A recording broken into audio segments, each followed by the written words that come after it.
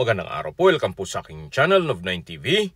Patalasasan po, meron po ba kayong mga properties na napapabayaan or non-performing assets? Plan nyo ibenta, pero wala kayong oras sa pagbibenta nito. Kung ito'y pagkakatiwala nyo po sa amin, tawag lang po kayo sa aking numero. Usap po tayo, gawan ko po ng video for free. Yes, libre po, wala po kayong babayaran. Tutulungan pa namin kayong mabenta ang inyong property. Kami na po bahala sa marketing, sa boosting or paid ads. Even sa tripping, hindi na po kayo mapapagod sa pag-entertain ng mga buyers. Kami na po bahala sa lahat. Tawag lang po kayo. Nandito po tayo ngayon sa GMA Cavite kung saan meron po tayong bagong video presentation. Isang income generating property na kung saan ito po'y brand new. Opo, kakagawa lang po nito. May lot area po ito na 147 square meters more or less. At may floor area na 497.1 square meters. Sa first floor po ay 108.7 square meters. Sa ground floor is 89.9 square meters. Then dito sa upper ground ay 91 square meters. Then ito pong parking ay 55.5 square meters. Hanggang dun po sa baba ang property. Ito po'y titulado, buhay po ang may-ari, kaya wala po kayong magiging problema sa documentation or sa transfer ng title. Along BC Road po ito or highway, kaya napakaganda po ng lokasyon nito. Ang estimated income po o monthly income once na mapuno po ito ay mga 75,000 pesos more or less. Yan po yung pinakamababang estimate na. Nandito na po tayo sa first unit o commercial unit kung saan malaki naman ang espasyo nito. Meron pong dalawang sliding glass window. Sa dulo po ay may kitchen at may sariling toilet and bath. Meron pong access door dito sa dulo kung saan meron pong hallway dito na pwede pang paglagyan ng kung ano-anong mga kagamitan. Hanggang dito po yan sa dulo. Meron na rin po itong security grill sa gilid nito. Balik po ulit tayo dito sa loob para check natin ang kusina o kitchen. Meron po itong kitchen countertop with stainless steel faucet. May wall-mounted cabinet at storage ng kitchen utensils sa baba. At dito naman po yung toilet and bath. Maayos naman po ang toilet fixtures ito. May bathroom window at naka-tiled bathroom wall. So tunghayan nyo po ulit itong first commercial space or unit na may dalawang roll-up. At dito po sa harapan, yan po yung mga parking space. So along the highway po ito. So ito naman po yung second unit. Identical lang po. May dalawang roll-up. Sa spasyo, parehas lang. Same design. May dalawang sliding glass window with security grill. Then sa dulo po ay may kusina at may sariling toilet and bath. Meron na rin po itong mga outlet sa gilid nito. At nakapinturado na rin ang ceiling at wall. Sa spasyo, malaki na po ito. Sa isang commercial space. At ito po yung kusina.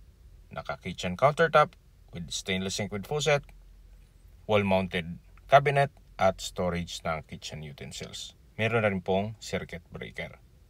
Dito po sa bathroom ay may exhaust fan, maayos ang toilet fixtures, naka-tile bathroom wall, may shower, water closet, bathroom sink, at bathroom window.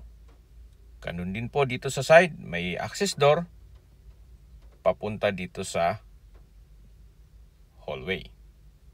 So yan po yung hagdan papunta sa taas. At dito naman po ay meron pong fire exit at the same time natural ventilation. Hanggang dito po sa dulo ay malaki pa ang espasyo. So babalik po ulit tayo dito sa loob. Tunghayan nyo po itong second unit na commercial space o commercial unit na mayroon pong dalawang roll-up door. Ang kagandahan po sa ganitong negosyo o property ay once na na-establish nyo na o lahat ng unit na upahan na, ay fix ang income nyo po dito. Kahit po second or third generation ng pamilya ay makikinabang po dito. Ito po yung hagdan. Samahan nyo po ako. Akyat po tayo. Check po natin itong first apartment unit. Kung saan ganun din po. May malaking espasyo dito sa gilid. May metro na ng tubig. Then, may balkonahe o terrace na kung saan matatanaw nyo yung highway. At ito po'y 1 bedroom. Samahan nyo po ako, pasok po tayo. Malaki naman po ang espasyo nito. Pwedeng gawin pong opisina. Then naka-tile flooring, pulido ang pagkapintura ng ceiling at wall. Meron pong sliding glass window with security grill. Then kumpleto rin po. May kusina at banyo. Then sa dulo po ay yung kwarto. So pwede po itong residential o commercial. Kung kumpanya naman na gagawing opisina, mas maganda po. Gawa ng minsan long term po ang kontrata nila. So dito po sa dulo ay malaki pang espasyo. Yan po yung hagdan. Kung saan galing tayo dyan kanina. At tunghayin nyo po itong residential unit. Then ito po yung kusina o kitchen na may kitchen countertop with stainless sink and faucet at may kitchen cabinets. Meron din pong storage ng kitchen utensils sa baba nito. So ito po yung toilet and bath. Maayos naman ang toilet fixtures. Naka-tile bathroom wall. May shower. May water closet at bidet. At bathroom sink. Lipat po tayo dito sa kwarto o bedroom. Ito pong bedroom ay may sariling sliding glass window with security grill. Naka-tiled flooring. At maayos naman po ang pintura ng ceiling at wall. So ang location po nito ay napakaganda. Gawa ng mula GMA, ito pong highway ay connecting Southwoods City. Kung saan nagbo-boom na rin po ang komersyo doon. At ganun din po dito sa GMA. So in between po ito ng GMA at Southwoods. Mamaya po sa dulong parte nitong video, pag-usapan natin ang distance, location, at travel time. Pati po presyo nito. Kung may mga katanungan naman po na kung bakit binebenta kabago-bago, si owner po ay may pagbabago sa kanilang plano at nasa ibang bansa na sila. Kaya hindi na po nila maasikaso ito. So, dito naman po sa kabila ay yung second apartment unit. Ganun din po. Meron pong hagdan na kung saan siya lang ang gagamit dito. Then sa dulo, may malaki pang espasyo. May access door. Mamaya check natin yan. At ito po yung hallway. Napapunta naman dito sa balkonahe o terrace. Ito po yung main door ng second unit. At ito po yung naka-tiled flooring, pulido pagkapalitada o pagkapintura ng ceiling at wall. Meron pong sliding glass window with security grill. So, identical din po. Same design, same floor plan. Sa dulo ay may kitchen, then toilet and bath. Meron din po itong 1 bedroom. Ito po yung wall-mounted cabinet. May kitchen countertop with stainless sink and faucet. Then dito po yung toilet and bath kung saan meron po itong bathroom sink, water closet with bidet at shower. Naka-tile bathroom wall na rin po ito. Lipat po tayo dito sa kwarto o bedroom. So sakto lang ang espasyo. May sariling sliding glass window with security grill at ito'y naka-tile flooring. Ito po yung access door na kung saan yan po yung tinutukoy kanina at meron pong metal railing sa palibot nito. Bababa po tayo. para check natin ibang parte nitong building. So mula po dito sa upper ground, ito po yung access naman papunta dito sa lower ground, na kung saan meron pa po ditong mga residential apartment unit. Bale, 3 unit naman po dito. Hanggang sa dulo po yan.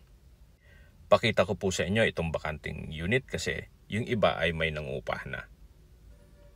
Identical din po. Same floor plan at design. Ito po yung salas o living area. Malaki naman po ang espasyo nito. May mga outlet na rin sa gilid. At maayos naman ang pintura ng ceiling at wall. May kitchen na rin po ito. Naka-kitchen countertop with stainless sink and faucet, wall-mounted cabinet at storage ng kitchen utensils. Then sa dulo po ay yung toilet and bath. Ito po yung kwarto. Sa spasyo, sakto lang. Hindi naman siya ganun kaliit at hindi naman ganun kalaki. Meron din po itong sliding glass window sa dulo. Then meron na rin pong mga outlet sa gilid nito. Ito naman po yung daan papunta sa toilet and bath. Meron po itong fire exit at nag-serves din ito na natural ventilation. Yan po yung hagdan mula naman dun sa upper ground. Ito po yung toilet and bath. May water closet with bidet, shower, bathroom sink, at naka-tiled bathroom wall. Yan po yung sliding glass window dun sa bedroom. Ito po ulit yung kitchen. Then, ito po yung living area o salas. Kaya po nang nasabi ko sa inyo kanina, itong 3 unit ay same design. Kaya hindi na po natin iisa-isahin yan. So dito po ay merong 3 1-bedroom apartment unit. May steel gate na rin po at palibot na rin ang security grill dito sa buong upper ground. Tunghayan nyo po itong side view nitong building o isang income generating na property. Bababa po tayo para check natin itong lower ground, kung saan meron po itong 2 1-bedroom residential unit. May nangungupahan na po dyan, kaya hindi natin mapasok. Dito naman po sa kabila ay bakante pa. Mapapansin nyo po, halos identical po lahat. May 1-bedroom, may kitchen, then sa dulo yung service area, at toilet and bath. Kompleto din po itong kitchen, naka-kitchen countertop with stainless sink and faucet, at may kitchen cabinet. Then, ito naman po yung bedroom. Dito naman po ay yung toilet and bath. Meron po itong natural ventilation o fire exit. At dito naman po yung toilet and bath kung saan maayos ang toilet fixtures at naka-tiled bathroom wall. Habang naglilibot po tayo, pag-usapan natin ang distance, location at travel time. Mula po sa Southwood City, ang distance is 10.4 kilometers at ang travel time is 24 minutes. Mula naman po sa bayan mismo ng GMA Cavite, ang distance is 3.1 kilometers at ang travel time is 8 minutes. At mula naman po sa Carmona Toll Gate o Toll Plaza o South Luzon Expressway, ang distance is 8 kilometers at ang travel time is 18 minutes. Mula naman po sa Manila or sa airport, ang distance is 34.8 kilometers at ang travel time is 8 minutes. Yan po yung side view nitong building. So wala pong nasayang, na maximize nila ang espasyo. Okay, sa presyo na po tayo. Binebenta po ito ni owner sa halagang 25 million pesos net. Ibig pong sabihin, si buyer na po ang sasagot sa lahat ng taxes at expenses with regards to documentation. Kung may mga katanungan po kayo or gusto mong puset ng tripping dito sa property ito, tawag lang po kayo sa aking numero. At sa mga kababayan naman natin na sa ibang bansa, meron po akong Telegram. Sa mga iPhone user man, may iMessage. Meron din pong Imo, Skype, Viber at WhatsApp. Same number lang po, 0917-316-3399. Sa mga nagtatanong naman po ng aming Facebook, meron po aming Facebook page na Nov9 TV at Facebook Reels Video. Makisuyo po, pakilike and follow na rin. Meron din po kami ibang YouTube channel na The Nov9 TV channel at AC Listings. Sana po naibigan yung aming video presentation. Pakilike and subscribe na po sa aking channel para ma-update din po kayo sa aking future listings. Kung sakali po hanap nyo yung mas malaking sukat ng lupa, meron din po kami ibang listings na pwede nyong pagpilian. Huwag po kayong magkatubiling tumawag sa amin, then let us know your budget para malaman namin kung anong property pwede namin alok sa inyo. Sa lahat pong viewers, subscriber at nagtiwala po sa amin, salamat po sa suporta. Ingat po kayo lagi at atong pamilya. Maraming salamat po.